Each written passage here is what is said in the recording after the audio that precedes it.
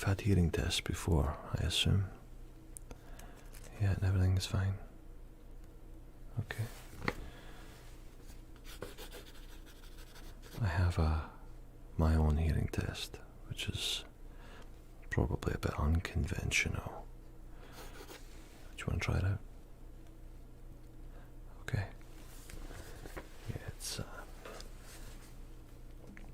only works well here in North America because I wouldn't get away with it in Scotland. It's basically kind of a word recognition, and the idea is that I'm going to read you these words, and they're Scottish words, okay, and maybe a bit of fun as well, because they are insults, but they don't really mean anything here, so it's no big deal, right?